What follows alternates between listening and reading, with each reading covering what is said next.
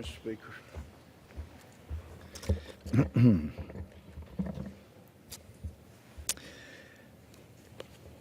We heard a great deal of applause today from all around the gallery when the so-called Equality Act passed. Equality, what it really means is equality for some, but if you believe the teachings of Moses and Jesus, then you are not only not going to be treated equally, you are going to be persecuted, prosecuted, tied up in court. You will have people try to destroy not only you, but any religious institution that tries to faithfully follow the teachings of Moses and Jesus. So the Equality Act is a misnomer, as is the statement that this means the end of persecution. Somehow hear Al Pacino in the background when it comes to persecution saying, "Oh, I'm just getting started." So I come before the House with a broken heart as someone who has studied, loved history, studied history, continue to read more history constantly. This nation's in big trouble. You know, we've gone from the days when I guess the Bible is still probably the most quoted book year after year in this body, but somehow it often is used for personal abuse or use without giving real context and real meaning. But above every door in the gallery is the side profile of what were once considered the greatest lawgivers in all of history. Some of us learned about the Code of Hammurabi. He's up there. The Justinian Code next to Hammurabi. I think there's 2 or 3 popes that were considered great lawgivers. Some wonder why Napoleon is up there, but the Napoleonic Code is still the basis of law in Louisiana. Jefferson wasn't there during the Constitution, but he helped with a great many laws, and of course did most of the writing of the Declaration of Independence. But there was much in the Constitution was, or a number of things were based on some things that Jefferson had already worked on. But the only profile that is not a side profile is that of Moses, them facing. When Prime Minister Netanyahu spoke last in here from this podium behind me, the second level, some people wonder why the president or people like Netanyahu speak at the second level and not the top level, and that's because this is the people's house. To speak in here, you must either be a member of Congress or have been invited by the Congress to speak here. That's why they're at the second level. But at the end of Prime Minister Netanyahu's speech, paid tribute to the fact that he was facing a great Israelite, Moses, that, like I say, at one time he was considered the greatest lawgiver of all times. In view of decisions over the last 50 years, we've had a majority of the Supreme Court probably has reduced his 10 commandments down to 4 or 5. But this bill today will allow persecution and prosecution of anyone who tries to faithfully follow the teachings of Moses and Jesus. And when it comes to marriage, I know the Supreme Court has ruled. They've substituted a majority, at least 5 judges, substituted their opinions, and that's what they are, opinions, for that of the law, the Constitution, because the Constitution, if you really followed it strictly, marriage is not mentioned as a power or something that the federal government would have power over. So, as the 10th Amendment says, such a thing would be left to the states and the people. And many of us believe that's where it should have been left. But the Supreme Court, at least 5 oligarchs, decided to take that over. And since they were so much wiser in their own eyes than Moses and Jesus, they substituted their opinion for the opinions of the people of 50 different states and just basically took over that function without amending the Constitution, without even changing the law legislatively or referendum, any means like that. They just substituted their opinion. Because it was Moses who said, a man shall leave his father and mother, a woman leave her home, and the two will become one flesh. When Jesus was asked, and actually the Pharisees were testing him, trying to trick him, but he quoted Moses verbatim. Man shall leave his father and mother, woman leave her home, the two will become one flesh. But Jesus added another line onto that. What God has joined together, let no man put asunder, nobody separate. There is a video called Light Winds, and in that video, research they had done indicated that there's only been one time in recorded history when legal marriage included same-sex couples.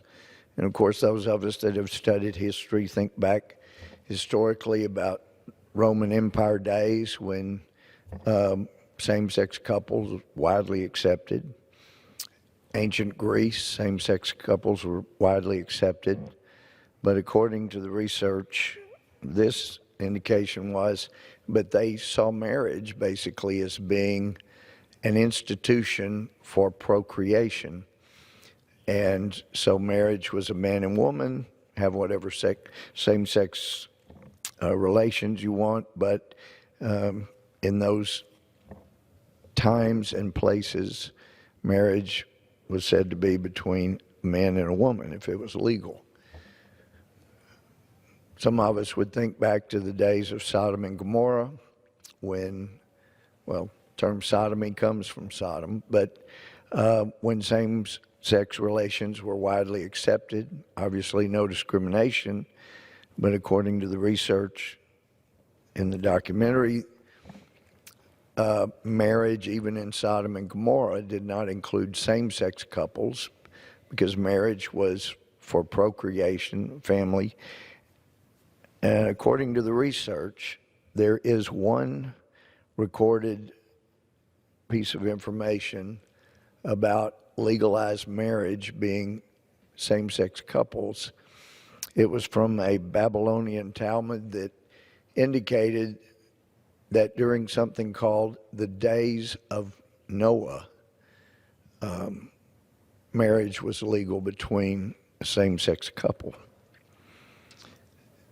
And so, according to the research of that documentary, we're living in days similar to the days of Noah before the flood. We are now beginning in this country in recent years to experience what people fled to this country to avoid experiencing, and that is discrimination against an individual because of their religious belief as Christians, whether the Pilgrims or so many other groups that came. Of course, there were some, even prisoners that came for other reasons, but in the settlement of North America, of what's now the United States, Over 90% accepted Judeo-Christian beliefs as appropriate and the norm.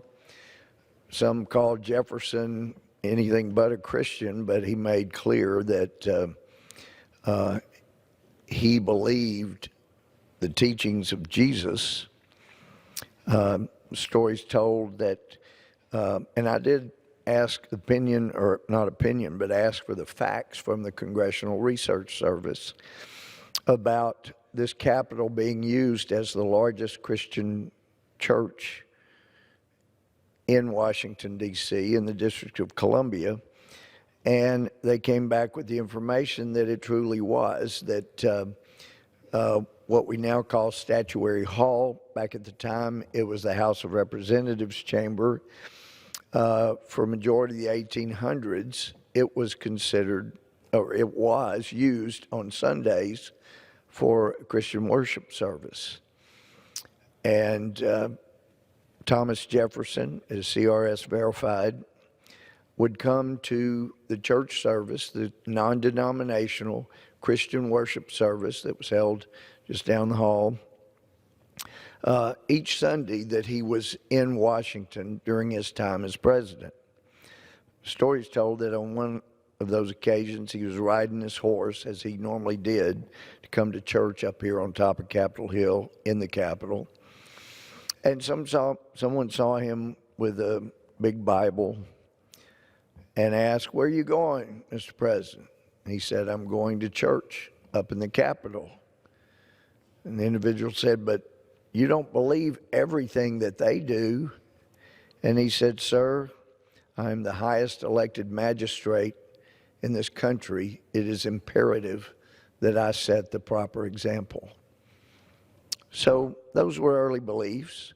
Sometimes it's hard for us to reconcile those beliefs with the cruelty of slavery. Even Jefferson, in the first version of the Declaration of Independence, what looks like the longest grievance against King George was Jefferson's saying we have a right to separate from King George because of the fact that he allowed slavery to ever start in America. So on the one hand, Jefferson actually understood how destructive slavery was, and on the other hand, he had slaves. But it is, if you look through our history and how we improved up until now, the great strive in civil rights, great victories in civil rights, have come based on powerful push from churches, Christian churches, and from people who were guided by Christian principles. The 1730s, 40s, 50s, sometimes referred to as the First Great Awakening in America. A powerful, powerful time of revival. Winthrop is said to have spoken to a majority of Americans. They knew of him or had heard him speak. And he was traveling evangelist. And many historians say it was the Great Awakening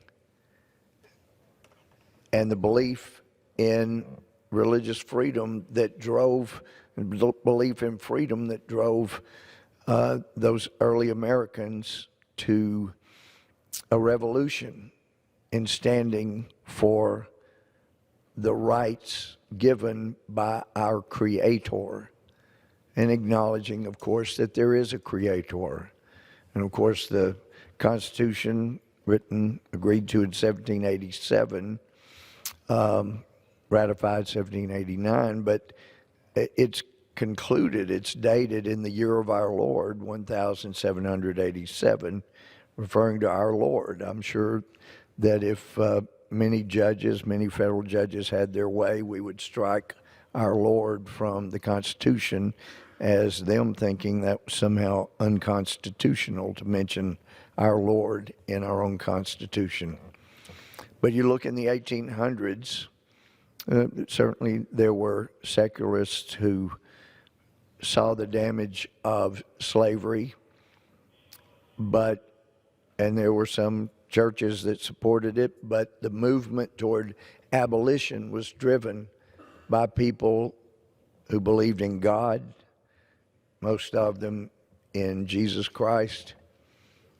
And as John Quincy Adams, who ran for the House after being president, stood up down the hall over and over to speak against slavery. He had written to a guy named William Wilberforce in England.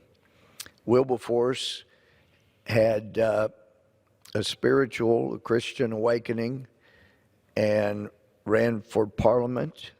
He believed God's call on him was to bring an end to slavery in all of the British Empire. And that's what he spent his adult life in Parliament trying to do. He had a victory at one point, partially through his parliamentary career, in getting the slave trade outlawed, but still slavery persisted, just not the trade, in Great Britain. And then 3 days before he died in 1833, slavery was outlawed altogether. John Quincy Adams thought he was supposed to bring an end to slavery in America the way Wilberforce had fought and successfully done in England, but he didn't get it done. He served in the House of Representatives from 1831 until his massive stroke in 1848. It happened when he was trying to get up and speak against the war with Mexico, because he was afraid war with Mexico would end up perpetuating slavery even longer. Daniel Webster, one of the great abolitionists, he would have crowds gather around outside his office during times when he would read the Bible out loud from within his office. I've been here in Congress since January of 2005, and I don't believe I've ever heard anybody reading out loud from the Bible and having crowds gather around the outside of their office in the hall here at the Capitol, but used to happen. Daniel Webster was driven by his Christian beliefs that slavery had to come to an end. He, Adams, Quincy Adams, so many others, believed that it was totally inconsistent. How could we expect God to keep blessing America when we were putting brothers and sisters in chains? The church, ordained ministers, were such a powerful force in bringing an end to the evil cruelty called slavery here in America. And then in the 1950s and 60s, we didn't have a great awakening in the 20th century. But nonetheless, there was an ordained Christian minister named Martin Luther King Jr., and he was guided, informed by his Christian beliefs, and he was the most powerful individual force in moving our country into accepting what the Constitution said and in assuring that people would be treated equally. But what Congress has been doing in recent years is passing more and more legislation that will permit persecution of people trying to follow their Christian beliefs. And that passed the House today, born out of the best intentions of people that don't want to see anybody persecuted.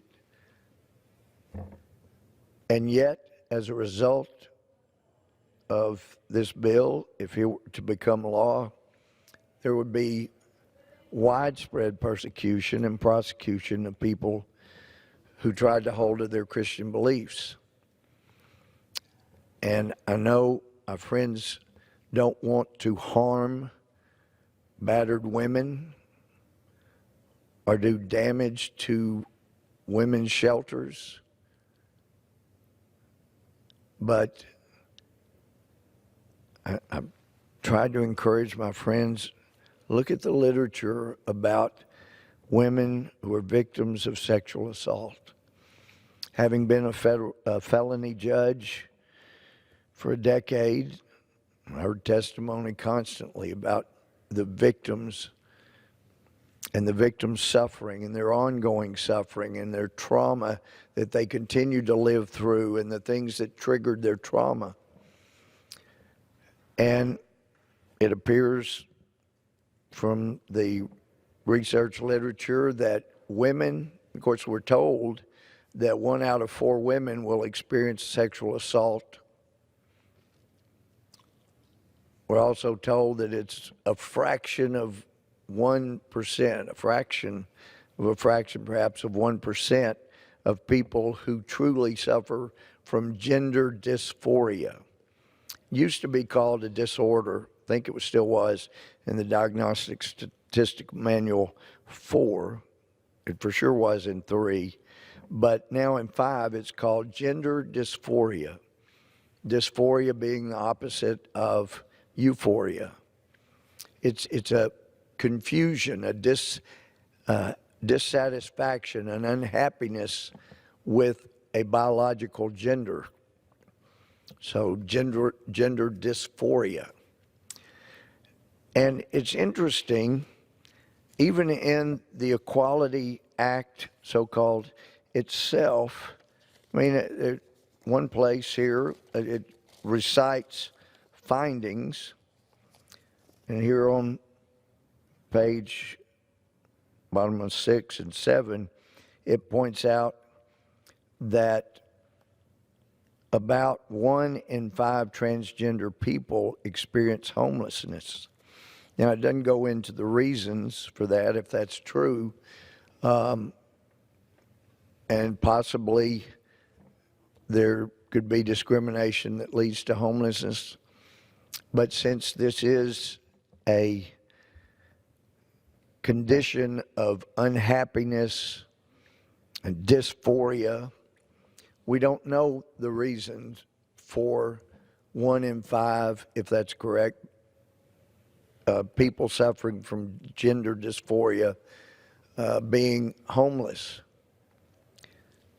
But without giving that finding, you go through the bill,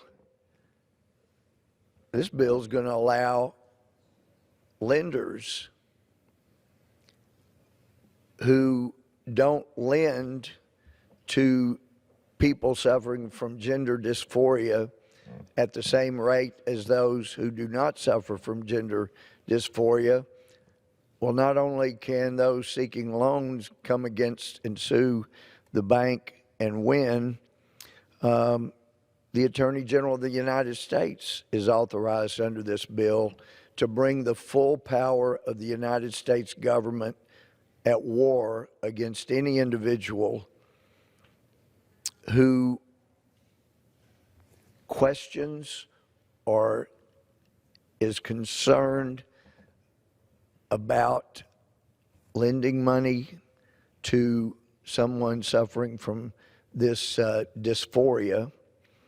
But if someone even considered the fact that this gender unhappiness or dysphoria, if they even considered that, then they're going to lose the lawsuit under this bill to the individual and to the Attorney General of the United States. Now, previously, ministers were thought to have some religious exemption.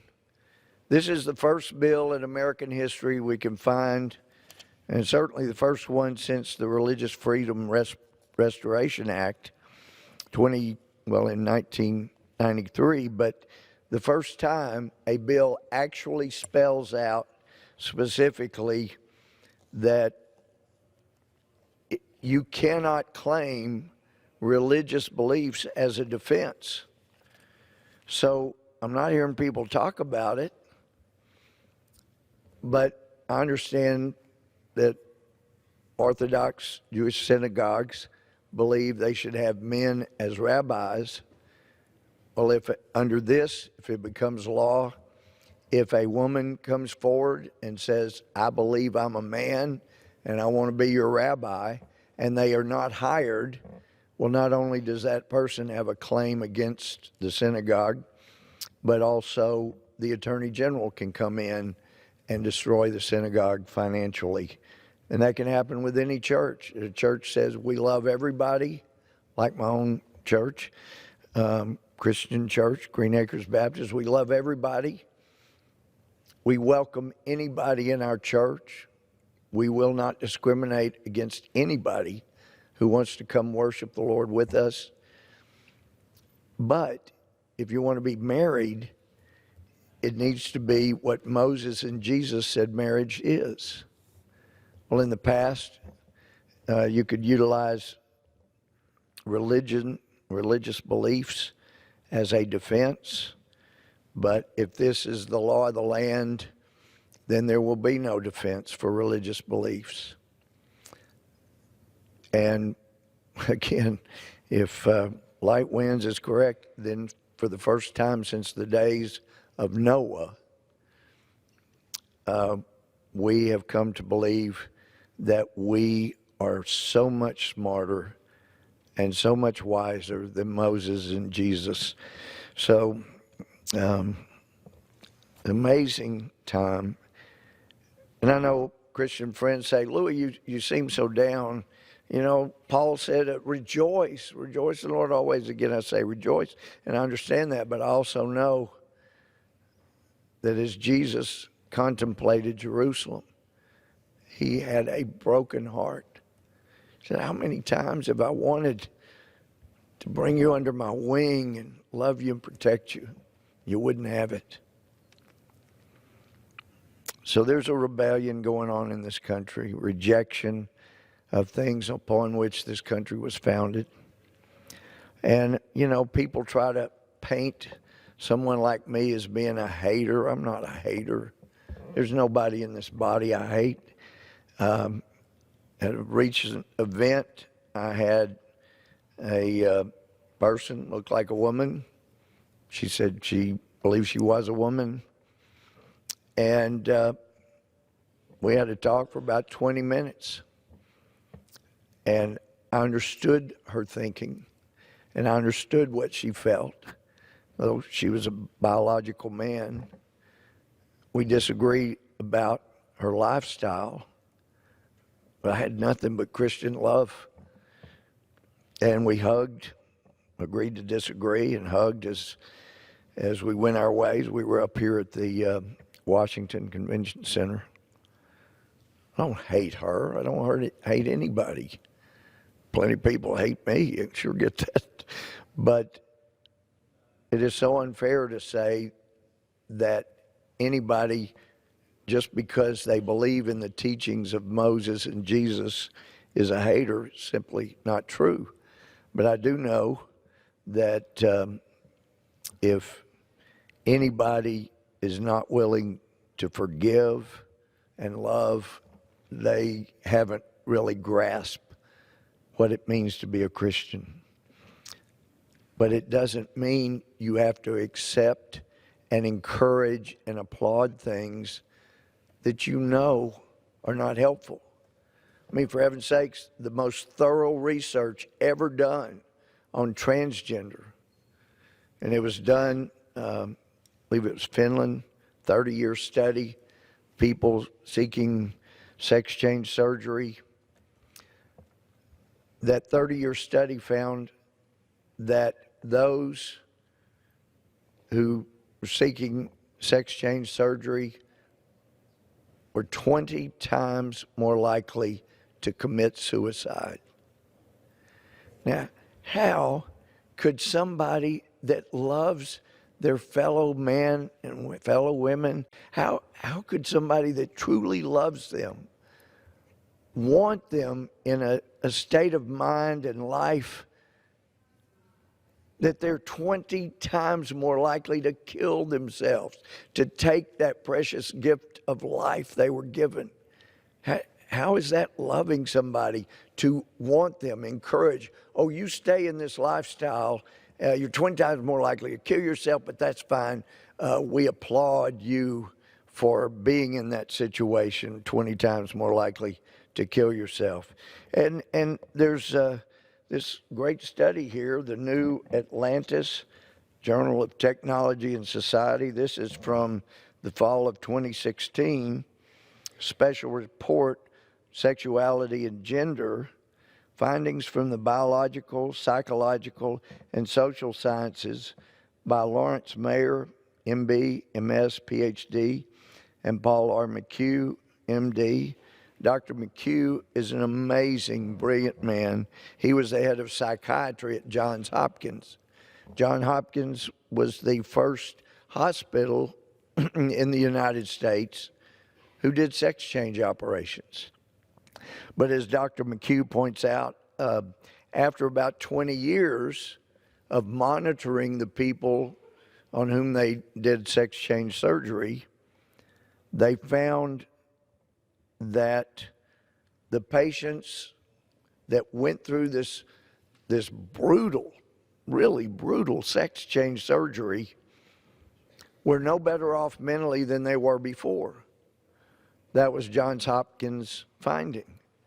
They said, why should we cut off or take out perfectly healthy organs if the result is the person's no better? So they quit doing sex change operations. And as I understand it, they were later threatened with losing a lot of money and support, so they're back doing them now. But, I mean, we hear from the left all the time about the importance of science, and yet when it comes to science, like heartbeat bill based on science, we've been told that it's nothing but a mass of tissue inside a pregnant woman, and yet technology now has gotten so good that at some point, 6-8 weeks into pregnancy, you can hear a heartbeat. And that heartbeat's from a living person. And as has been said in this floor previously, if someone sees a body collapsed, you run up and check, is there a heartbeat? If there's a heartbeat, you call for an ambulance. If there's no heartbeat, you call for a morgue. So we put a lot of stock in a heartbeat, so why shouldn't it be part of a bill? And yet states that have passed the legislation that says if there's a heartbeat, then you can't do an abortion. It's a living being. And personally, I'm thankful that nurturing women are the ones who carry a child in utero, because if it were left to us men, I don't believe there'd be near as much love and affection felt by the child in utero.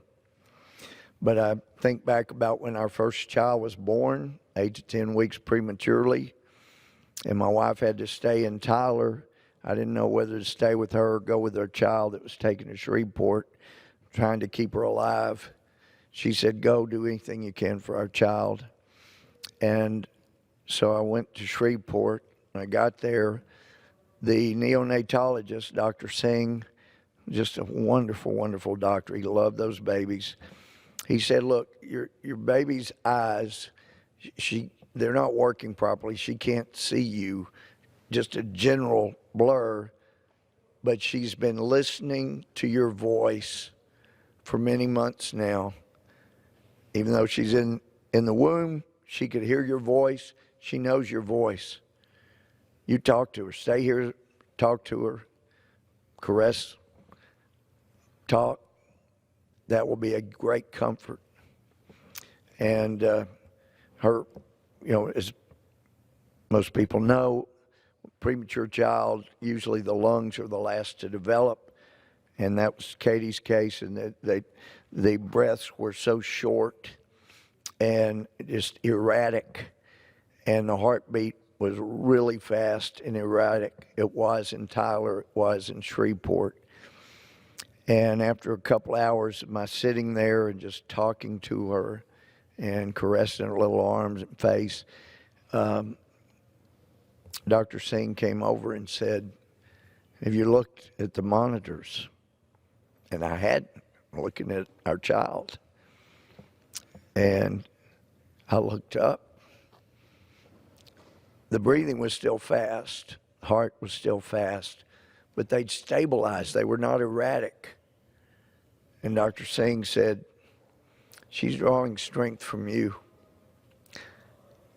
She's drawing life, strength from you."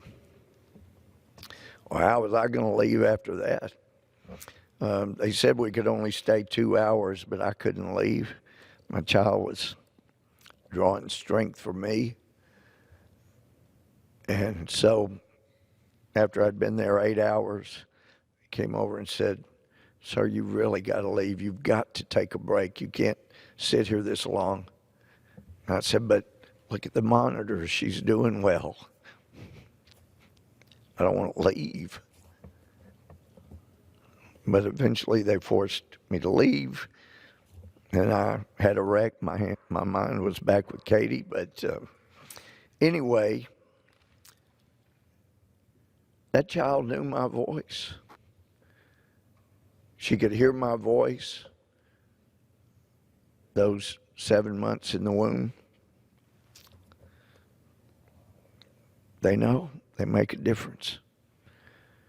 And the people that have supported the heartbeat bill, all of them that I'm aware of here in this body, it's based on Judeo-Christian beliefs and the value of one person, the right to life that precedes the right to liberty and pursuit of happiness. So this body has been in the business of taking away religious freedoms for quite some time, and it appears that it's going to continue. But, Mr. Speaker, I just want people to understand the positions of the people I know of that were against the Equality Act. It's not out of any hate. It's not out of any desire to be discriminatory.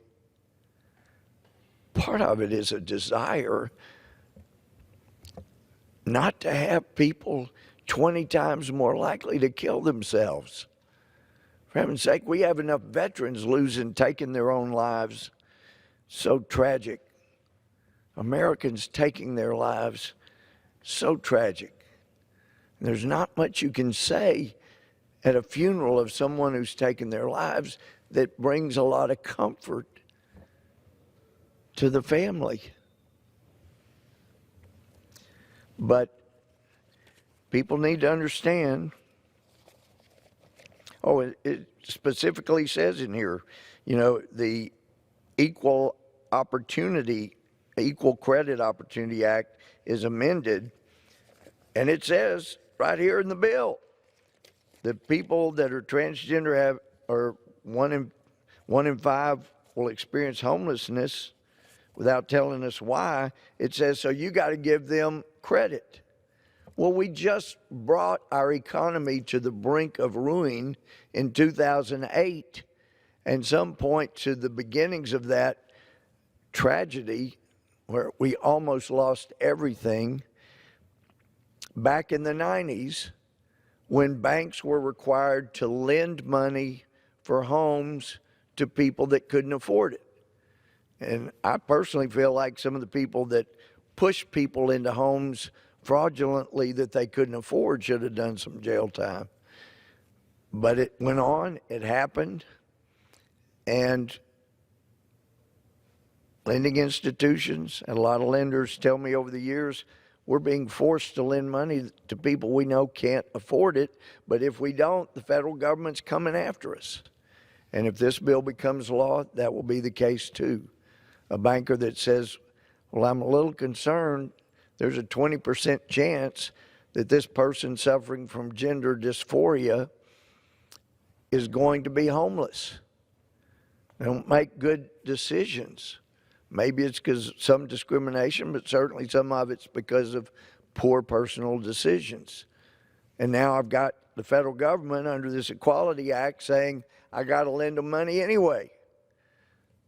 That if the fact that they're 20% more likely to be homeless, if I consider that at all and say we can't risk that money, we don't want to bring the country to the brink of failure again, then the United States Attorney General is authorized to sue me. The individual that's not granted the loan will be authorized to sue.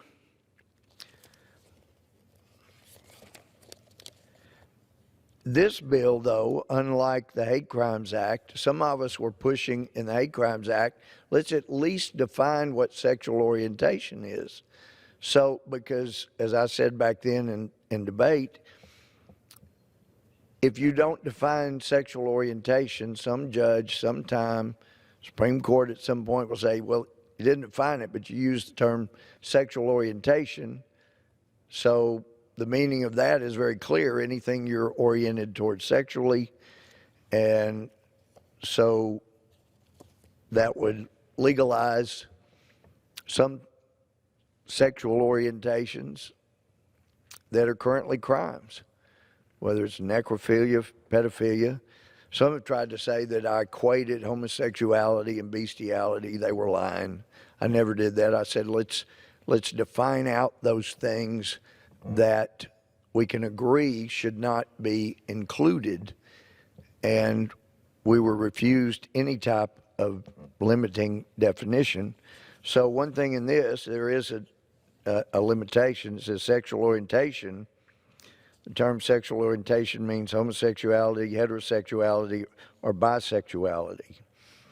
But then when it comes to gender identity, that definition is going to cause a great deal of problems. And it makes clear, it even spells out that you cannot deny access to a restroom, locker room, dressing room, based on a gender identity. It says that is in accordance with the individual's gender identity. And my friend, very smart friend, Mr. Raskin, said he has been amazed over the years how courts could move forward and progress in determining people's civil rights. But the trouble here is, so he felt like we're not going to ever have a problem with men claiming to be women so they can get huge scholarships, national notoriety, millions of dollars, television appearances. No man would ever do that. And if they tried, the courts have been really good about being able to discern who's faking, who's a man that says they're a woman and they really don't mean it, and who is legitimately a man thinking that they are a woman. The trouble with that is this Equality Act makes clear no individual has the right to tell someone who says, I think I'm a woman, if you don't think they're a woman and you try to ask questions to determine if they're really thinking they're a woman before you treat the person like one, you've just violated the Equality Act. You can't call into question somebody's own self-determinative identity of what they are gender-wise. This bill makes that very clear. They and the Attorney General of the United States can come after you. And that's why some people that have probably never voted for a Republican in their lives have been heard going, wait a minute. Title IX back in the 70s says you got to have an equal number of female or women's scholarships as men's scholarships. And we had a witness who's a professor, said she was one of the first couple of people to get a women's athletic scholarship under Title IX there at Villanova, where she went to school. And she pointed out, look, here's the three fastest times of the women in the 2016 Olympics in the 400 meter. Those are those three dots, and then the thousands of blue dots, thousands of which are faster than those women. Those are men, and many of those are second-tier athletes. They're not great male athletes, and they still beat the best women's time. Just in the last couple of weeks, we had a guy who believes he's a woman, and he broke a number of weightlifting records for women. And I know there are a lot of Democrat Party voters who think they may have been here in the gallery clapping, violating the rules and clapping, and on the passage of the Equality Act here. But I have a feeling they have a daughter who cannot get an athletic scholarship, even though she's the best female athlete in our high school, one of the best female athletes in the state, and they're shut out from a female athletic scholarship because guys are now applying who think they're women, and you can't question them. If they tell you they've self-identified as a woman under this Equality Act, that becomes the law, and you try to challenge them on whether they really do think they're a woman or not, then you are wide open to the Attorney General coming into your school and costing mega dollars. But I've talked to people who work in women's shelters, and they've said, we have been totally dedicated for decades to helping women who are battered by sexual assault, maybe a husband assault. But we're a Christian group, and if we are mandated to allow a man to come in, even though he thinks he's a woman, if we're mandated to bring them in where these women are so vulnerable and so fragile, we'll have to close our doors. I've had small college leaders tell me that if this bill becomes law, we'll have to change so much in the way accommodation to accommodate people under the new law that we'll have to shut our doors. We cannot, we're just barely making it by a shoestring right now. Now, the massive colleges and universities, you know, they're getting so much money these days, they'll be okay. But the small colleges, they're going to have trouble coming up with the money.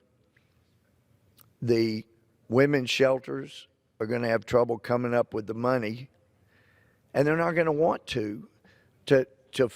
They care so deeply about the women that have been battered.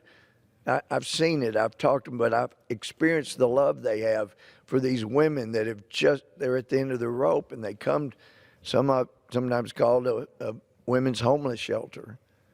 They got nowhere else to go. And now, after they've been brutalized by a husband or some other man, somebody that's stalking them, they're going to be told they can't keep a man out if he thinks he's a woman. They'll close their doors. So I know this Equality Act was done out of spirit of caring and not wanting to hurt anybody's feelings. But as we've heard over and over throughout the history of this place, rights do have to be balanced. So on the one hand, you have people who are very confused and unhappy about their gender, even though there's also plenty of evidence to indicate that a child who identifies with the gender that child is not biologically, if that child is left alone, not pushed in one direction or another, over 80% of the time that child will ultimately resolve the situation and become or become comfortable mentally with their biological gender. But someone like Walt Heyer, I love the guy. He's been a woman physically.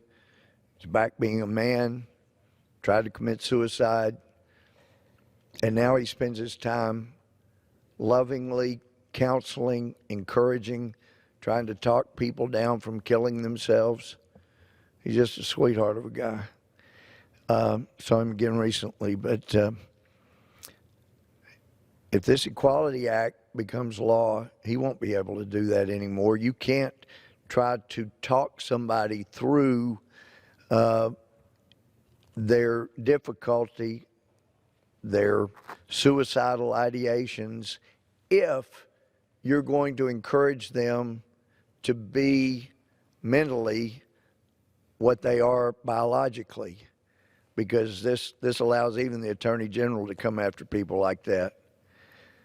People in this body would think such a person is mean-spirited. I don't find a mean-spirited bone in Walter Heyer's body. He's just a sweetheart of a person. But this, when you hear people say this bill will bring an end to persecution, it will bring an end to discrimination, that's true with regard to someone who is different mentally from what they are biologically at that moment. As I said, the studies indicate over 80% of the time, someone that's left alone and not tried to be coached one way or another, they end up having their mental attitude on gender resolving and being biologically and mentally the same gender. But you try to counsel somebody on that, I mean, you're going to be sued individually. Attorney General can come after you. And if your position is based on the kind of love that Jesus Christ has filled you with, care and compassion, and you try to counsel someone out of that love and compassion, well, you've just violated the Equality Act, and big brother government's coming after you. It's really tragic. We used to have more religious freedom. Yes, there were a lot of battles between denominations in America, and that's why the Continental Congress couldn't trust, everybody didn't trust one person in the Continental Congress to do a prayer that was fair to everybody, because there were so many different denominations. Sounded like the Quakers were usually toughest to please for somebody who, by a prayer from somebody who is not a Quaker. But they were always able to come together and agree, okay, this minister may not be from my Christian denomination, but that minister will do a fair prayer for all of the Christian denominations here. But that's why when Benjamin Franklin made his motion 5 weeks into the Constitutional Convention, that they began each day with prayer the way they had back during the Continental Congress, it ended up being voted down because basically they were saying we don't have a treasury, we're not getting paid, and so we can't afford to hire a chaplain we can all agree on. So if we can just get a constitution together, then we can have a treasury, then we can hire a Christian minister to come in here and pray for all the denominations represented here. And that's when Randolph from Virginia said, okay, well, all right, you're right, we don't have money to hire a chaplain right now. So I move that we recess.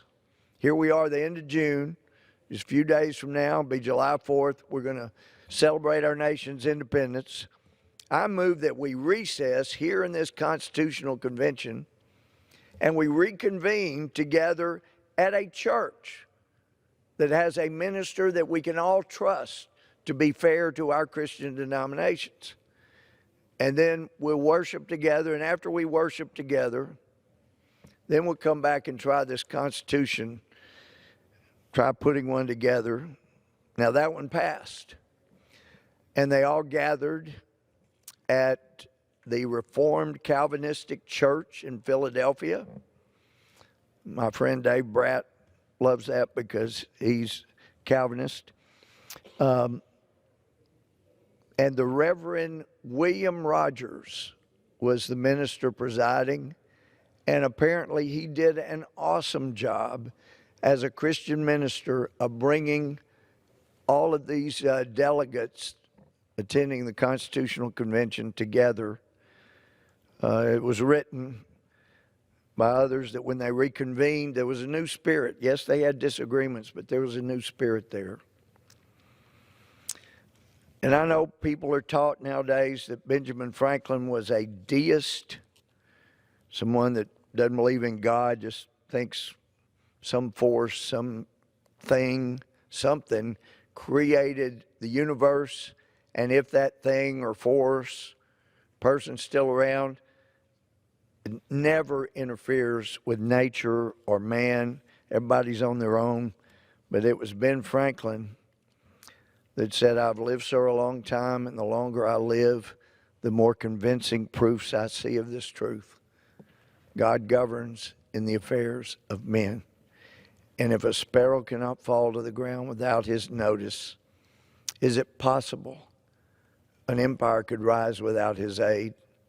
We've been assured, sir, in the sacred writing, that unless the Lord build the house, they labor in vain that build it. He said, I firmly believe this. I also firmly believe without his, talking about God, without his concurring aid, we shall succeed in our political building no better than the builders of Babel. We will be confined by our local partial interests, and we ourselves shall become a byword down through the ages.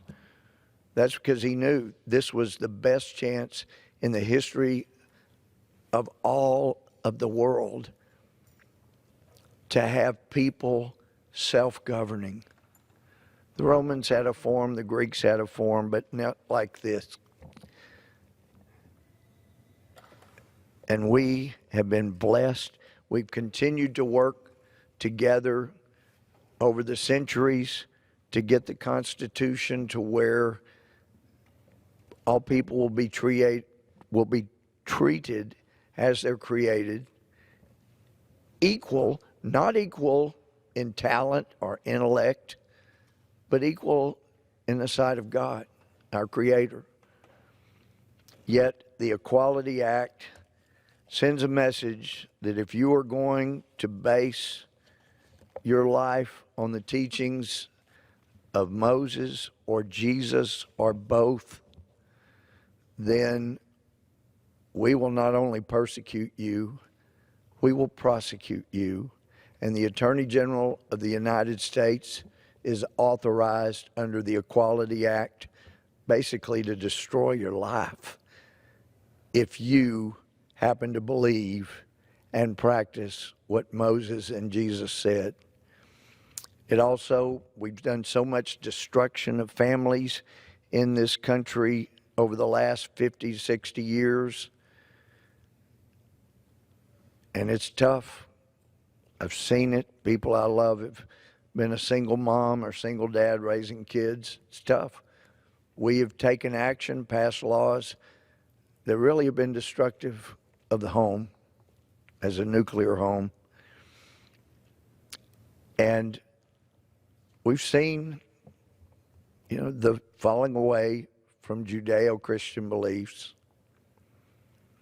And as John Adams said, this Constitution is only meant for a religious and a moral people. It is wholly inadequate for the government of any others. So this is one more nail in America's coffin. As Jefferson said, I fear for America because I know God is just. But this says Moses and Jesus were just wrong. And anybody that tries to follow those teachings publicly, we're going to destroy you